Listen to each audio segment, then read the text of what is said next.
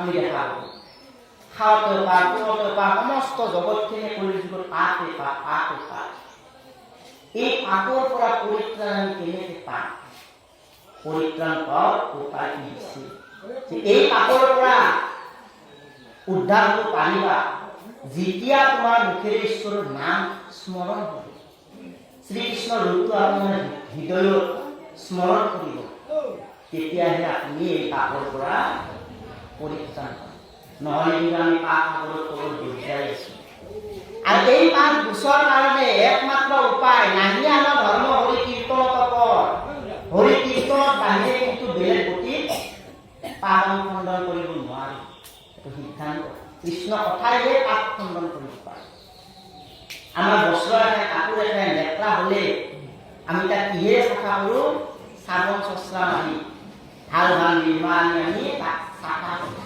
ধুম খুচি খুচি এই হৰিৰ নাম হৈছে সেই চাবোন নিৰ্মাণ নিচিনা আমাৰ মনৰ যি মলিনতা এই মলিনতা দূৰ কৰিবলৈ হ'লে আমি কৃষ্ণ কথা শুনিবই লাগিব শুনিলেহে মনটো পবিত্ৰ হ'ব চাফা হ'ব নহ'লে আমাৰ শৰীৰে ৰাগ কৰি মলিনতাত শুনিছে সেইকাৰণে কৃষ্ণ নাম লোৱা যিমানে ল'বা সিমানে চাফা হৈ থাকিব পাৰিবা পাপ নাথাকে আৰু এইটো আশ্ৰয় কৈছে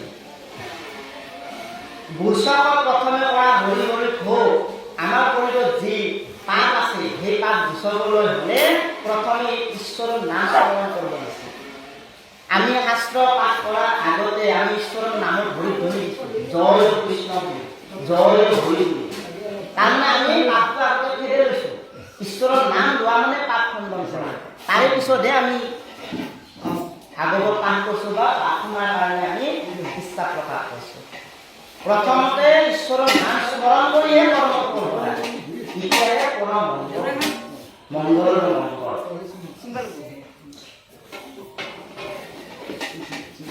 কৃষ্ণৰ শৰণে পৰি আহে প্ৰাণতি অসুতৰ কিংকৰ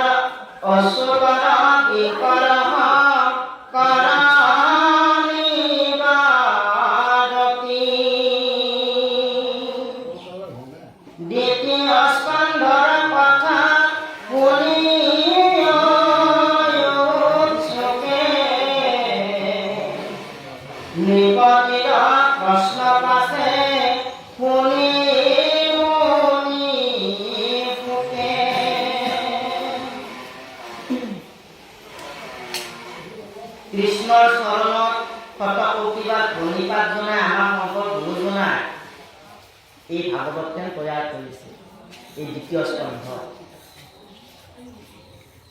কৃষ্ণৰ কিংকৰ শংকৰ গুৰুজনাই আৰু এই দ্বিতীয় স্কন্ধৰ কথাখিনি আমাক উৎসুকে শুনিব দিছিল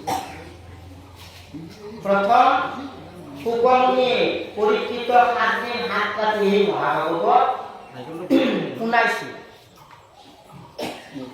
পৰীক্ষিতে ব্ৰহ্মহাত পাইছিল শ্ৰীঙ্গীয়ে হাত দিছিল যে তোমাৰ 7 দিনৰ ভিতৰত তক্ষকে আহি দংশন কৰিব তোমাৰ মৃত্যু হ'ব 7 দিন আৰু কিয় মোৰ পিতৃ শুনি তুমি সকলোৱে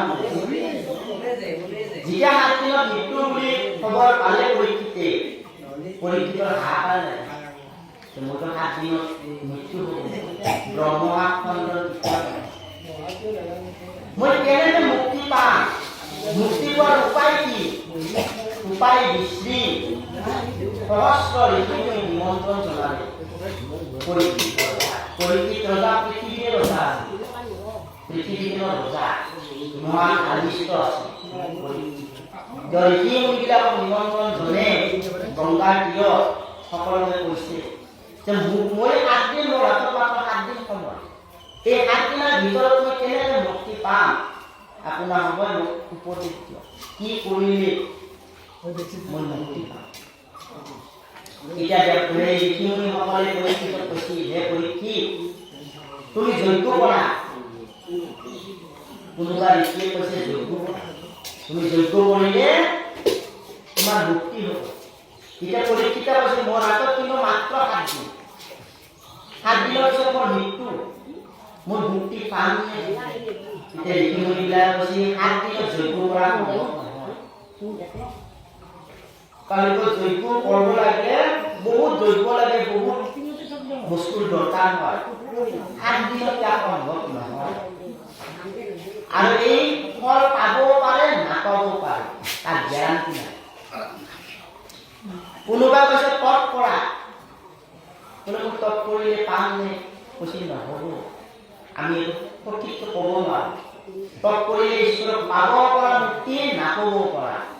কাৰণ কিয় তপ কৰিলে বহুত বছৰ লাগে, বহুত কষ্ট হয়। 7 দিনত ইয়াক সম্ভৱ নহয়। বসুদেৱৰ দৈৱকীয়ে তপ কৰি 12,000 বছৰতে নিধিলা কৰিব আছে।